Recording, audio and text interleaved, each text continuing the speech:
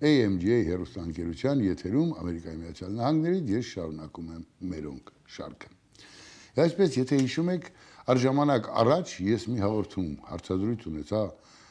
Սամվել Բաբայանի հետ, ում հարցրեցի ճիշտ է, որ Ժիրայր Սեֆիլյանը հեռաձայնել է ձեզ հոկտեմբերի 27-ին եւ ասել, որ մորուքին սատկացրել են, դու մեզ պետք ես։ Պարոն Բաբայանը հաստատեց դա։ Հիմա այդ մասին ազգային ժողովում բարձրաձայնեց Անդրանիկ Քոչարյանը, դատախազությունը հրավիրեց Ժիրայր Սեֆիլյանին եւ այլն եւ այլն։ Ինչու՞։ Ոչ թե ես անցյալն եմ փորփրում, ես ուզում եմ մենք մեկ ընդմիշտ իմանանք ճշմարտությունը եւ հասկանանք ով է։ Քանի դեռ մենք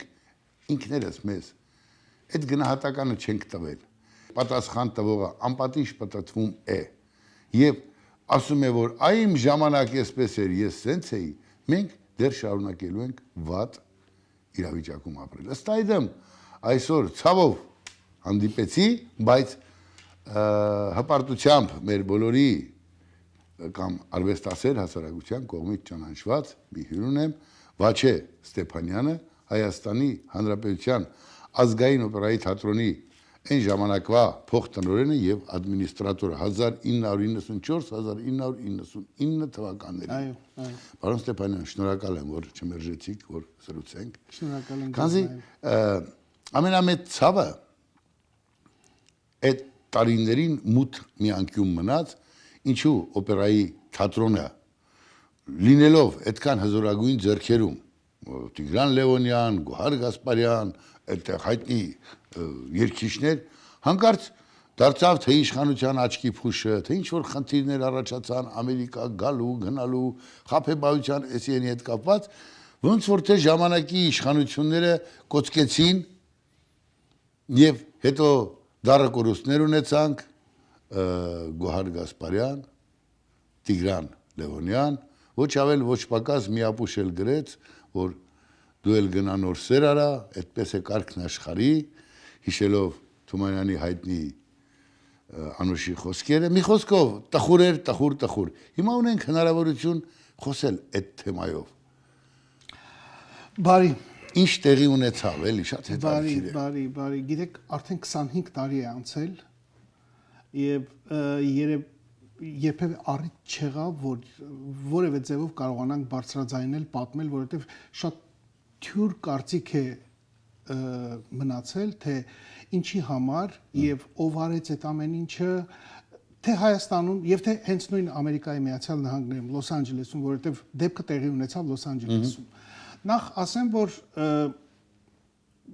թատրոնը Տիգրան Լևոնյանի ժամանակահատվածը գնահատվում է բոլոր արվեստի, բոլոր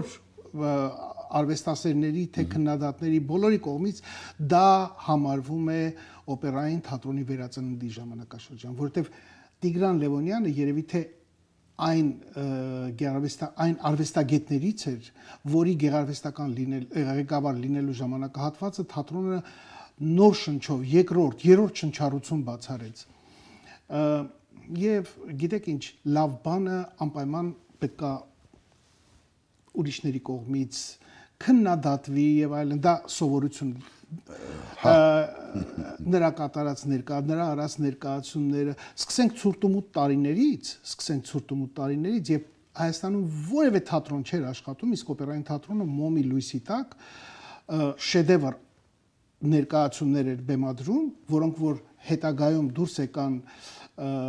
արտասահմանյան երկրներ հյուրախաղերի ժամանակ եւ բերեցին հրաշալի գրախոսականներ, պատիվ հայկական արվեստի եւ այլն։ Հիմա վերադառնանք 99 թվական։ Գիտեք, երբ որ 99 թվականի հունվար, այո, մինչեւ 99 թվականի հունվարը ամեն ինչ շատ գեղեցիկ, թատրոնը ապրում էր մի ընտանիքի պես։ Հոկտեմբերի 27-ից հետո։ Հոկտեմբեր չէ, մինչև հոկտեմբեր 27-ը։ 99-ի սկիզբը, հունվար ամիսը։ Սկիզբը, լավ, բարի, ես շփոթեցի։ Նախ Գրիգոր Պետրոսյան անունով, որը ապրում էր այստեղ Լոս Անջելեսում, եկավ Հայաստան եւ ասաց, որ մենք ուզում ենք, որ հյուրախաղեր կազմակերպենք Լոս Անջելես Շրայն աուդիտորիումում, որտեղ որ պետք է անուշ ներկայացումը եւ այլն։ Դե գիտեք, մենք էլ դերասանների ամբողջ իրենց աշխատանքի իմաստը նրանում է, որ իրենք պետքա ներկայացված լինեն, աշխարհին ներկայացված լինեն, բոլորը շատ մեծ սպասումներով, որ հետո գիտեք այդ ժամանակ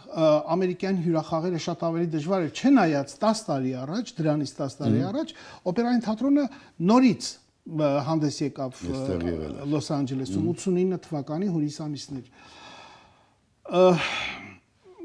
Բոլորն էլ ոգևորված սպասում են հյուրախաղերին, թե երբ պետքա լինի, արդեն կազմակերպվում է հարցերը, ընդհանուր ասեմ, որ կազմակերպչական հյուրախաղերի կազմակերպչական ամբողջ աշխատանքը ինձ վրա անցավ։ Սկսած դերասանների, անկետաներից, ցուցակներից, դեսպանատներից եւ այլն, օքեյ, այդ ամեն ինչը ըստ պատշաճի կատարվում է։ Այդ ամեն ինչը պատշաճ կատարվեց եւ այլն եւ ես նորից եմ կրկնում, ես յուրաքանչյուրի հետ միասին դեսպանատուն, հարցազրույց, վիզաներ, ամեն ինչը շատ նորմալ հետո բարձրում 171 մարդ, օրկեստր, բալետ, երգչախումբ, սոլիստներ, ծառայողական կազմ, մի խոսքով երկու ինքնաթիռ ժողովուրդ են։ Բայց մինչև այդ պատմությանը անցնելը ես ուզում եմ ուրիշ զուգահեռական բերել, թե ինչից ծագեց հյուրախաղերը, ըստ մեզ, ինչից ծագեց հյուրախաղերը։ Այդ ժամանակ մշակույթի նախարարն էր Ռոլանդ Շարոյանը։ Դաշնակցական։ Այո, ես որևէ բան չունեմ իր անձի նկատմամբ, բայց մարդ, որը որ արվեստից բավականին հեռու, չիմանալով թատրոնների, մանավանդ օպերային թատրոնի, մեզ վերաբերում էր կոնկրետ օպերային թատրոնը, չիմանալով որևէ նրբություններ եւ իրենք գտան, որ նախարարը եւ նախարարության իր աշխատակիցները հասկացան, որ օքեյ, շատ լավ տեղ է, կարող ենք ստեղից մենք եկամուտներ ունենալ։ Եվ մարդ ուղարկվեց թատրոն Տիգրան Լևոնյանի մոտ բացահայտորեն ամսական կաշառք ուզելու համար։ Ամսական $5,000 կաշառք էին ուզում, որպեսզի այդ գումարը թատրոնից մուծվի նախարարին, ոչ օրինական ձևով։ Իսկ Տիգրան Լևոնյանը շատ գեղեցիկ իր բնավորության գծերով դուրս հրավիրեց ասելով, որ ես $5,000 ավելի լավ է կբաժանեմ, եթե ես $5,000 ավելորդ ունենամ, ուրեմն կբաժանեմ իմ աշխատողներին, դերասաններին, որովհետև ամիսներ շարունակ նախարարությունը ոչինչ չի հատկացրել, ոչ աշխատավարձեր իջացնում, մենք թատրոնում, մենք ինքներս աշխատում էինք մեր տոմսերի գումարներով, ամեն ինչով եւ մեր աշխատավարձները բաժանում էինք։ Ես բացահայտ եմ ասում այդ ամեն ինչը, որովհետև ես եմ եղել այդ գործի գլխին կանգնած։ Ու իրենք ուզեցան, որ վրեժխնդիր լինել։ Իրենց վրեժխնդրությունը հենց ամերիկյան հյուրախաղերի կազմակերպումն էր։ Եվ Գրիգոր Պետրոսյանը իրենց կողմից կարգված մեկն էր, որը կարողացավ այս գործը գլուխ բերել։ Ոնց շատ հետաքրքիր, ինչ արեցին։ Ինչ արեցին, բերեցին ամերիկյան հյուրախաղեր հյուրախաղերը կազմակերպվեց, օքեյ, հյուրախաղերը կազմակերպվեց, Շրան աուդիտորիումում եղավ շատ հրաշալի անուշի ներկայացում։ Հա, բայց կարծես թե խոսքեր գնում նաև, այսպես ասած, լևի մարտիկ էլ տանելու։ Դե հիմա դրան կհասնեմ։ Հա, համեցեք։ Երբ արդեն ամեն ինչը կառուցված էր եւ դեռ հələ խումբը չէր եկած, Գրիգոր Պետրոսյանը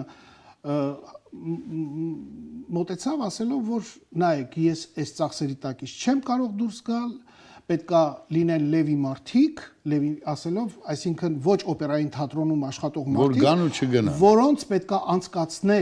որոնց պետքա անցկացնել օպերային թատրոնի աշխատողների անվան տակ, կարճ ասած, փող աշխատելու համար պետք է այդ մարդիկ լինեն, որ ես կարողանամ իմ ծախսերը փակեմ։ Այդ ժամանակ Տիգրան Լևոնովիչն ասաց, որ շատ լավ Գրիգոր ջան, փակում ենք այս գործը, որևէ հյուրախաղեր չի լինելու, ես չեմ պատրաստվում իմ անունը խայտարակելու, խնդրեմ դուրս արի։ Ասաց լավ, ես ասացի ոչինչ, համաձայն չեք, ուրեմն չենք անի, բայց դուրս գալով թատրոնից ինքը գնում է օպերային, գնում է ներողություն նախարարություն եւ իր հաշիվները նախարարության հետ բարձում։ Եվ մենք մեր խումբը, օպերային թատրոնի խումբը ժամանելով Միացյալ Նահանգներ 2-3 օր հետո իմանում ենք, որ մեզանից առաջ արդեն 10-15 օր առաջ 50-ից ավել օպերայի դերասաններ են եկել։ Իբր օպերայի դերասաններ եկել են։ Հիմա բայց ամբողջ բանը նրանում է, որ մեղավորությունը մեր վրա է, քանի որ ցուցակները ես եմ ներկայացրել։ Այստեղ ամեն ինչ է կատարվել։ Այսինքն նախարարությունը ձեր անունից ներկայացրել է այդ 50 լրացուցիչ մարդուն, իրենց բիզնեսն արել են, բայց անունը ձերն է։ Այո, ես ցուցակներ ներկայացրել եմ դեսպանատուն, բայց դեսպանատունում հայտնվել են ցուցակներ, որոնք որ ներկայացված են եղել նախարարության անունից։ Եվ 230-200 եւ ավել մարդկանց անունները, որ իմ մոտ ցուցակներում գրված է 171-ի անունը։ Մի խոսքով գիտեք, բաները այնքան շատ է, որ չես իմանում, որտեղից կարողանաս բռնացնես, որ կարողանաս ժողովուրդը հասկանան, թե ինչ է տեղի ունեցել, որտեղ մինչև հիմա այդ թյուր կարծիքը կա, որ Տիգրան Լևոնյանը խումբը բերեց, այստեղ կործանեց ամեն ինչը, փողեր աշխատեց եւ գնաց Հայաստան։ Ասեմ ձեզ, այդ մի մասին համաձայն չեմ։ Տիգրան Լևոնյանին եւ Գոհար Գասպարյանին իմացողները երբեք այդպես չեն մտածել։ Հասկանում եմ, բայց ինձ այստեղ բազում հայեր իմանալով մեր հյուրախաղերի մասին, որ իմանում էին օպերայան, իրանք քննադատում էին միայն Տիգրան Լևոնյանին։ Հա դե։ Ուրեմն ինչ տեղի ունեցավ։ Եկաք այստեղ համերգ։ Եկանք այստեղ համերգի, հրաշալի համերգով եւ այլն, երկրորդ օրը մեզ ասացին, որ ամբողջ խումբը պետքա իբր, ոչ թե իբր, տանում են Լաս Վեգաս, Լաս Վեգաս պտույտի։ Ուրախությամբ գնացինք Լաս Վեգաս, սպասում էինք հաջորդ ներկայացմանը, որ պետքա համերգ լիներ, վերադառնալուց տեսնում ենք ամբողջ խումբը ապրում էր Դեզին հյուրանոցում Գլենդելի։ Վերադառնալուց տեսնում ենք, որ որևէ մեկի բանալին չի բացում եւ մեզ ասացին, որ դուք այստեղ որևէ սենյակ չունեք, որովհետեւ վճարված չի ձեր համար, ձեր ամբողջ ապրանքները մի սենյակում տեղավորված է, կարող եք վերցնել եւ այլն։ Պատկերացրեք խոչապը, որ ինչա տեղի ունենում Գրիգոր Պետրոսյանը չկա մեջտեղում, փախել է։ Եվ ինքը հսկայական գումարներ է ստացել Շրայն աուդիտորիումի տոմսերի գումարից։ 5000 եւ ավել հանդիսատեսի, դու պատկերացրեք, ամեն տոմսերը ինքը վաճառել է մինիմումը $100 վաճառած տոմսեր, մոտ կես միլիոնի չափ գումար, դա 99 թվականին վերցրած եւ չկա։ Այդ ընթացքում Երևանի օպերային թատրոնում կազմակերպվում է հրդեհ։ Այսինքն հավաքում են պոինտներ, որ կարողանան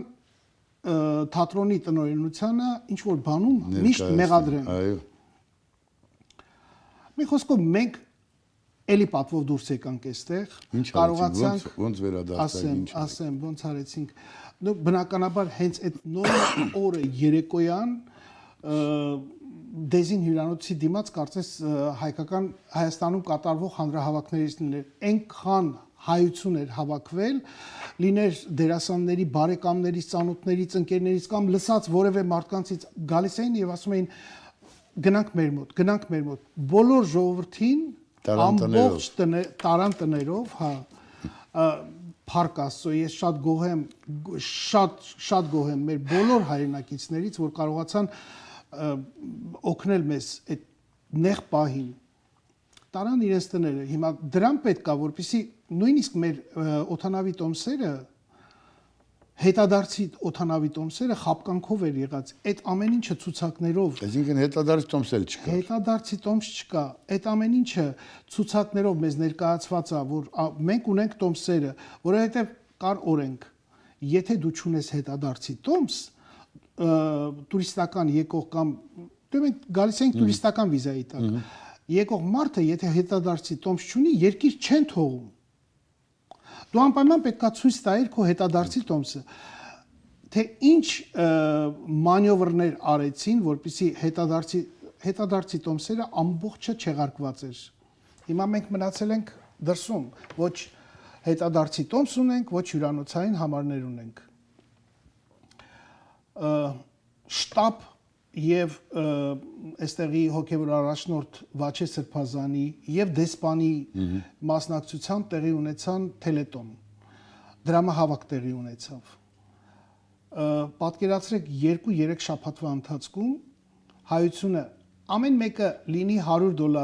$10, $5 հավաքում էին դրամահավաք տեղի ունեցավ եւ մենք ամեն օր ինչքան որ դրամը հավաքվում էր, այդքան տոմս առնում ենք եւ դերասաններին հետ էինք ուղարկում Հայաստան, մինչեւ վերջինը մենք գնացինք արդեն։ Իսկ Հայաստանում արդեն ատամները սրած, հաշվեհարդար տեսնելու բանով արդեն սպասում էին, թե երբ պետք է գան, որ մենք տեսնենք, թե այս ինչ են արել։ Ընդ որում Իրենք չգիտեին։ Հա, էլի իբր չգիտեին իրանք ինչ են արել։ Եվ գիտեք, դեպք տեղի ունեցավ, մեր նույն այս վիճակի մեջ հայտնվել էր Մոսկվայի Բոլշոյ թատրը, մեր այդ հունվար ամսվանից մի 8 ամիս 9 ամիս առաջ, որ Նյու Յորքում հյուրախաղեր էր ունեցել։ Եվ այնտեղ էլ խփել էին, իմպրեսարիոն խփել էր, Բոլշոյ թատրի ամբողջ կոլեկտիվը մնացել էր դրսում։ Ուրեմն Ռուսաստանից նախագահը ուղարկել էր ինքնաթիռ, ամբողջ ժողովրդին հետ էին բերել, իսկ մեր մոտ, չգիտեմ ինչի, Քոչարյան Ռոբերտը Զրո ձայն։ Քոչարյան Ռոբերտը իր բաներով սպասում էր, թե ինչ պետքա հաշվեհարդար տեսնի, որ դուք այս ինչ եք արել եւ այլն։ Որևէ ձևով պետական ոչ մի աջակցություն չեղավ։ Ոչ մի աջակցություն չեղավ։ Ինչ որ արվեց մեր տեղաբնակ այստեղ Լոս Անջելեսի բնակ հայերի միջոցով։ Միայն։ Եվ դրանից հետո արդեն որ տեսան, որ մենք կարողացանք, իրենք մտածում էին, որ ամբողջ խումբը մնալու է այստեղ, աղմուկը կլինի, թե դուք դավաճան եք, մնացել եք եւ այլն։ Իրենք սպասում էին, որ մենք մնալու ենք այստեղ, բայց մինչև վերջի մարտը մենք վերադարձանք Հայաստան եւ տեսան, որ ուրիշ աների չկա, մնում է ուրիշ ձևով կարողանան քանդել թատրոնը, այսինքն կոտրել եւ հեռացնել Տիգրան Լևոնյանին, որովհետեւ ինքը կաշառք տվող չէր։ Եվ դրանից սկսվեց հետապնդումները, սկսվեց քրեական ինչ որ ճղճիմ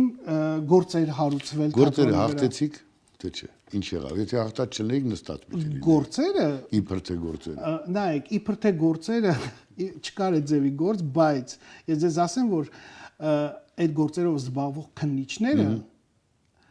իրենք վերջում ներողություն խնդրեցին եւ ասեցին, թե ում կողմից է հրահրված իրենց հետապնդումները։ Ասեցին, մենք ներողություն ենք խնդրում, մեզ 8 ամիս հարցակննել են։ Հարցակնություն։ Իսկ ասեցին ում կողմից է հրահրված։ Իհարկե ասեցին։ Ասեցին մշակույթի նախարար Ռոլանդ Շարոյանի եւ Ռոբերտ Քոչարյանի կողմից։ Ներողություն։ Եվ գիտեք ինչ տեղի ունեցավ, Տիգրանը Լևոնյան ինքը ուրիշ մի մարդ էր, հասկանում եք, իր բնավորությամբ, իր տեսակով, նա չկարողացավ իր բուրըն զգացմունքային մարդ էր, շատ զգացմունքային էր, իր առողջականը չկարողացավ դիմադրել եւ իզուր չէ որ ասում են չարաբաստիկ հիվանդության սկզբնաղբյուրը դա ներվային ապրումներն են։ Այո։ Այնքան էր նեղացել ինքը եւ Տիկին Գոհարը Գասպարյան, այնքան էին իրենք նեղացած Հայաստանի Հանրապետության կառավարության վերաբերմունքից, որ ասեցին մենք այստեղ չպիտի մնանք։ մենք այստեղ չպիտի մնանք։ Եթե մեզ այստեղ անտեսում են եւ ես հանդիպում ունեցա Ռոբերտ Քոչարյանի աշխատակազմի ղեկավարի հետ, ասելով, որ եկել եմ զգուշացնեմ, որ Տիգրան Լևոնյան եւ Գոհար Գասպարյան զույգը նեղացած ուզում են լքեն Հայաստանը։ Պատասխանը գիտեք ինչ եղավ։ Ասեք, խնդրում եմ։ Երեք գնային այսօր 2 օր կլներ։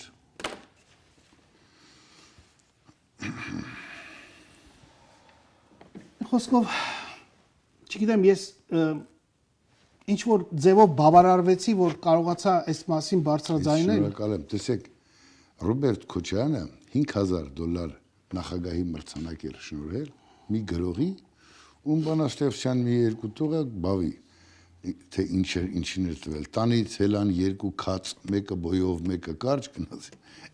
Էս էր Ռոբերտ Քոչարյանը։ Իր համար ով էր Գոհար Գասպարյան, եթե փող չէր տալիս։ Հա, չէ, իրենք չէին հասկանում։ Եվ այս նախրջու հոգեբանությամբ լավ նախրջին արժեք է այս արարածները մեր երկրում տիրություն ունենալ։ Հիմա եկեք ինձ ասեք,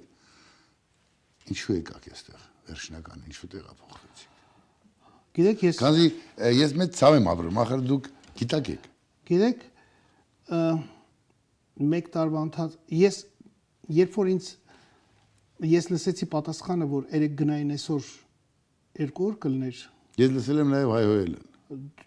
Այո, եւ բարձր հայհոյանքներ տալով։ Գիտեք, երբ որ ես դուրս եկա փողոց, եւ ծառերն էին գորշերևում աչքիս, եւ քաղաքն էր գորշերևում աչքիս։ Երբ դուրս էին գալիս մենք հյուրախաղերի, 3 օր հետո ես անհամբեր սպասում էի, երբ պիտի վերադառնամ տուն, երբ պիտի վերադառնամ Երևան, երբ պիտի քայլեմ իմ փողոցներում։ Ես տեսա, որ խորթացել է ամեն ինչը։ Ուրիշ ամեն դեպքում ես չեկա հիմնական մնալու, որովհետև 1 տարի անընդհատ ես 1 տարվա ընթացքում երևի 20-30 տարով ծերացա։ Դու պատկերացրեք ամեն օր նույն հարցաքննությունը, ինչ որ բաներ, որոնց մասին ընդհանրապես գաղափարել չունես։ Ասի լավ գնամ գոնե գնամ մի քիչ այդ գաղջոթի հանգստացնեմ ներվերս։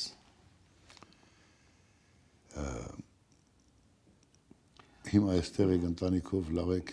Դե այստեղ եմ ընտանիքով արդեն 25 տարի է այստեղ եմ ընտանիքով ապրում ենք Փառք Աստծո, բայց աշխատում ենք ամեն ինչ անել նորից Հայաստանի համար։ Աշխատում ենք այսօր մի հարցազրույցի է, որ հարցրեց ինչ նպատակներ, ասում իմ ամբողջ նպատակը ամեն ինչ անել Հայաստանի համար։ Ի վերջո տեղափոխվել Հայաստան, կայանալ Հայաստանում, որտեղ մենք ծնվել ենք, մեր հողը, մեր ջուրը, ամեն ինչը Հայաստանն է։ Մենք պետք է կարողանանք մեր ամեն ինչը ներդնել Հայաստանի զարգացման համար։ Հայաստանը այլ երկրում չի կարող ապրել։ Իհարկե, չի կարող ապրել։ Հայությունը։ Շնորհակալ եմ։ Շնորհակալ եմ ձեզ։ Շնորհակալ եմ։ Կներեք, մեկ անգամ եւս ոնց որ թե հին ցավը նորակեցինք։ Ես անկեղծ հայհոյել չեմ սիրում, այսինքն սիրում եմ, բայց եթերից չի կարելի հայհոյել իմ բոլոր հայհոյախառ օրինակները բոլոր պատասխանատուներին, Քոչարյան Ռոբերտից սկսած։ Դուք ես ինչ մարդ եք եղել։ Ինչևէ, առողջ կացեք, շնորհակալություն։ Այսպես կհանդիպենք։